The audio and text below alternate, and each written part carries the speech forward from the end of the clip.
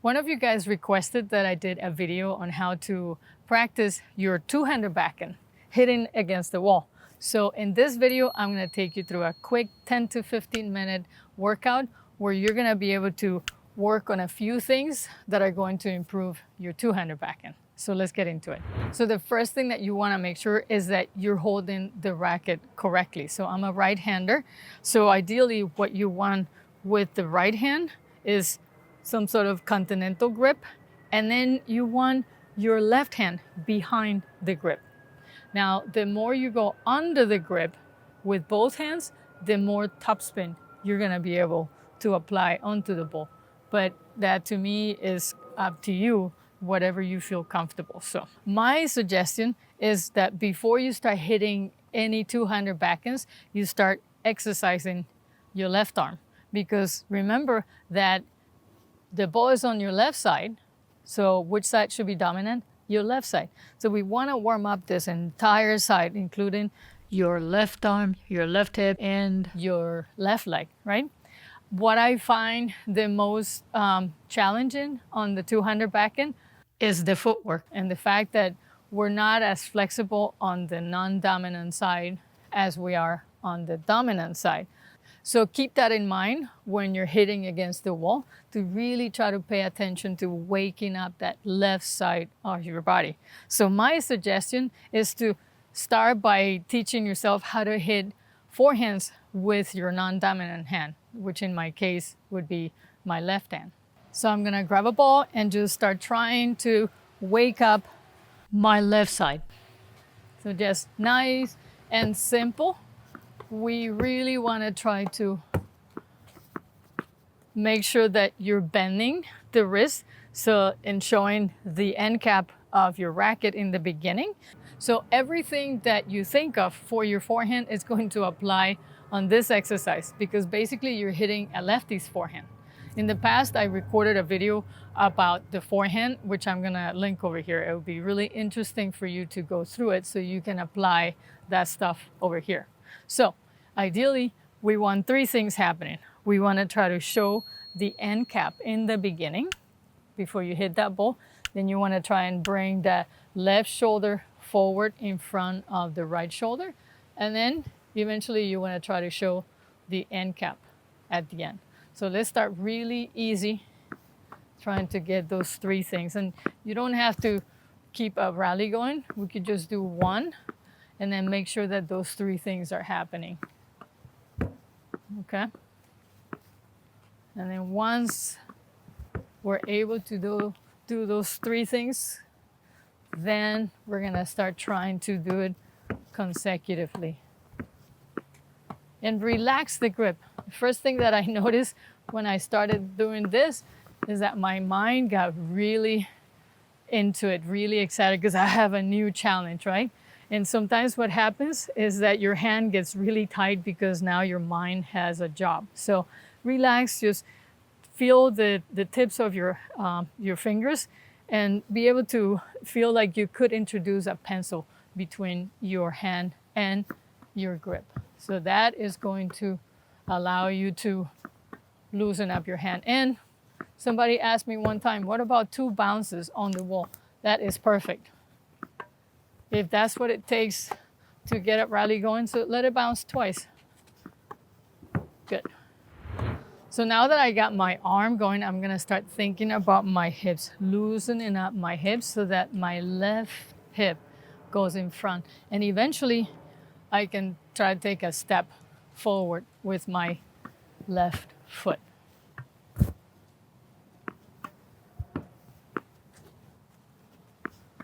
Remember that you're pivoting around your dominant foot, your right foot, and you're trying to bring your entire left side forward.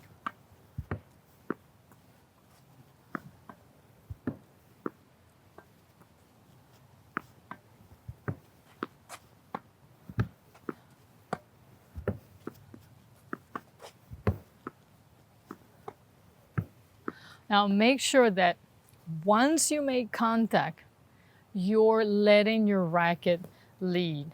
In the beginning, the energy is coming from the ground, going into your feet, into your hips, into your body, right?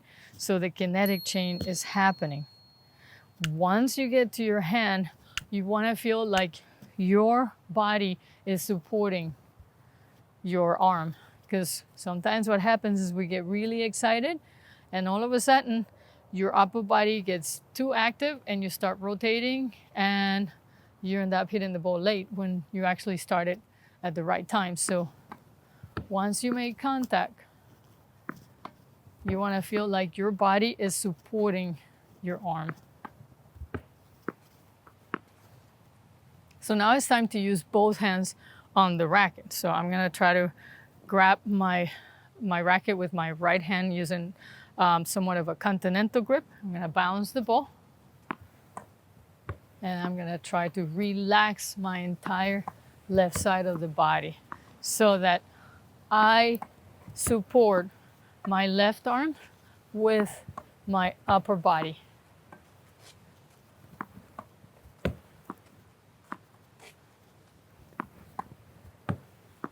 I'm going to give you a different angle.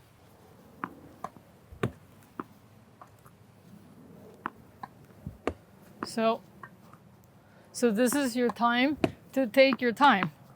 Think about your grip. Is it really tight? Think about your hips. Are they really tight? Think about your upper body. Is it really tight? So we're going to start trying to show the end cap, then the left shoulder, and then show the end cap at the end.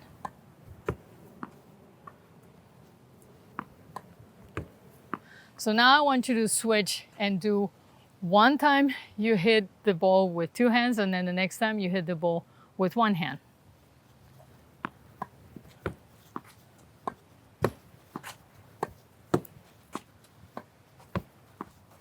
And the whole purpose of this exercise is for you to get in touch with your left side, to try to make your left side work a little bit more, to wake it up.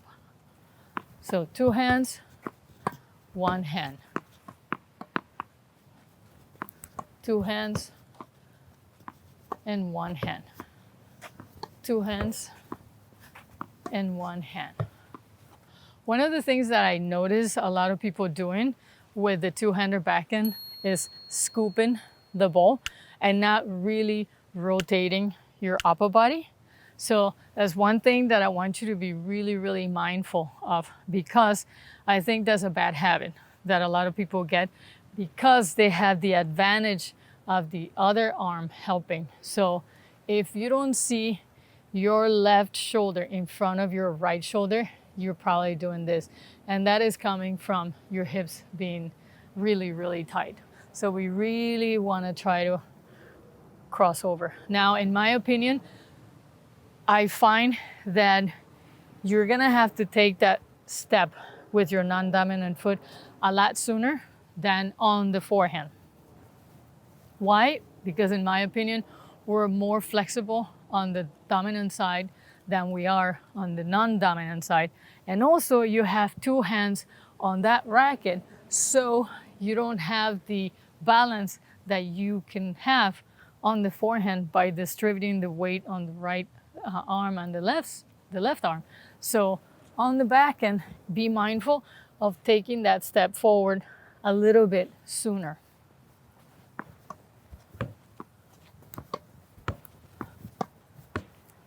So I see that issue of not rotating the upper body, both in backhands that are coming at the person that are, considered pretty easy.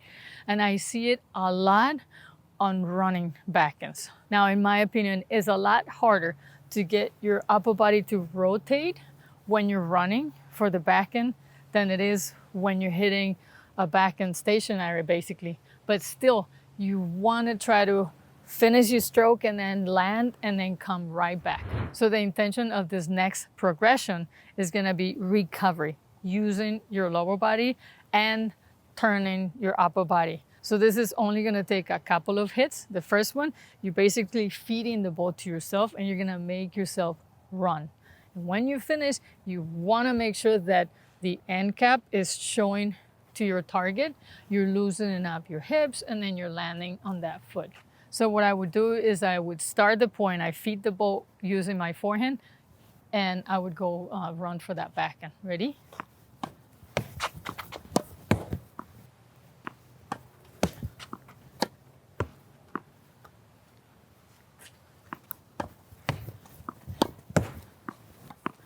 So another thing that I want you to really be mindful on this is the separation of upper body and lower body. And I did a video in the past that talks a little bit more in detail about it, so I'm gonna link it here. So basically what you want the upper body to do is support your arm. And what you want the lower body to do is take you to the ball and keep you in balance, keep you from falling. So as you're running, don't think about your legs. Your legs are going to take you there. So I always give people this example. When you trip and you're about to fall, do you think and do you decide which foot you're gonna use to put in front so that you don't fall? No, right? Because that is instinctive. So in my opinion, footwork is instinctive. You wanna let your feet move. The main rule of footwork is you wanna keep your feet moving, taking you to the target, always making sure that your body is in balance. So if you're seeing your upper body on a ledge, that means you're missing one step. Once you take that step, then you're gonna be in balance. So let your legs be that part of your body that always keeps you moving and always keeps you close enough to that ball.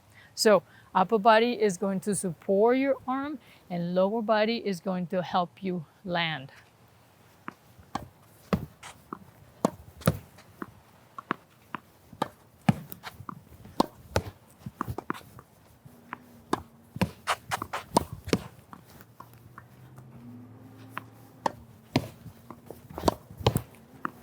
So let's talk about the end of the stroke.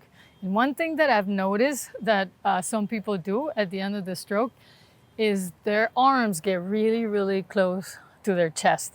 Now, on the forehand, it's much easier to keep that arm separated from your body because you have the room. You only have one hand on the racket. But on the backhand, you have the two arms on the racket. So in my opinion, that's why that happens. But you want to be mindful to try to do your best to separate your left arm from your chest. That way you can allow your chest to help you. The closer you are to your chest, the less you're going to allow those muscles to work. So let's work on that. Being mindful that at the end of the stroke, your left arm is going to try and separate from your chest. And if you notice, in order to do that, you're going to start feeling this part of your body stretching, right? That is your body asking you for rotation and asking you for that step. So give it to it.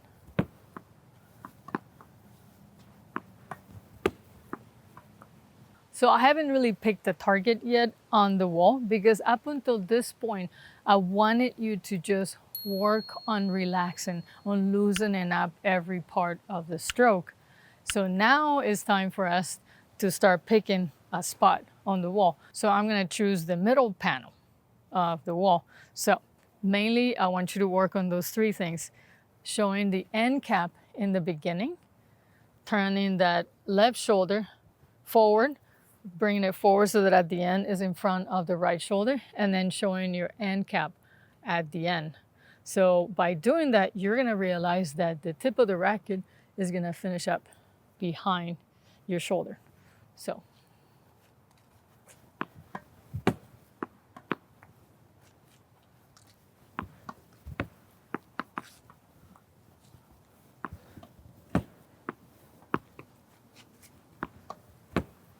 And up until this point, I'm sure you've noticed that the main purpose of this exercise, this whole routine, is not to get a workout.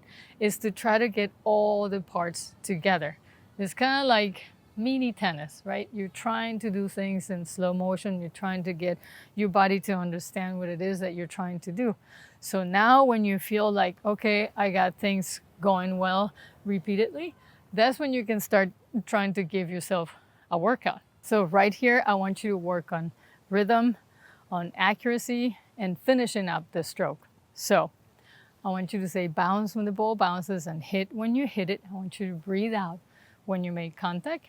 And I want you to really try and finish up the stroke. In the beginning, when you're showing the end cap of the racket, when you're getting ready to hit that ball, you want to make sure that you let the tip of the racket drop so that eventually at the end, there's a better opportunity for you to lift the racket and apply more topspin. Okay? Remember that the topspin is going to come from this part of the racket, and the push, the depth of the ball comes from the handle. So at first we're going to try and push forward with the handle, and then as we lift the racket, we're going to create that topspin.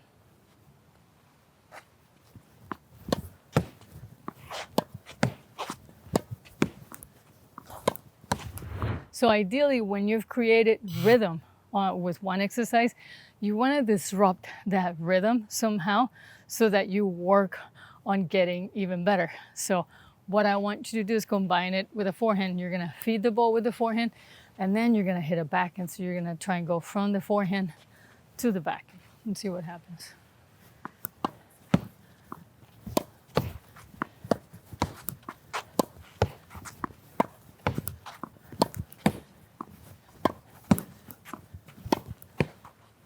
I don't play with a two-hander backhand. I've played with it in the past, and I found it very challenging on your legs. But on the other hand, it's an amazing stroke where you can get a lot of power because you're using both arms.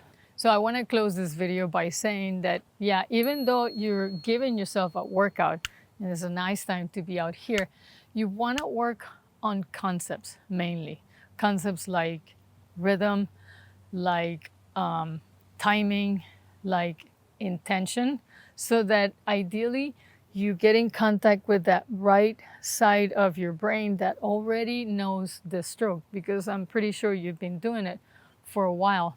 And so the idea here is not to try to keep repeating to yourself what you're supposed to be doing technically, is to finally allow the knowledge that you picked up from the left side of your brain to go into your right side of the brain so that you can allow yourself to create, to feel something every time you hit that two-hander backhand.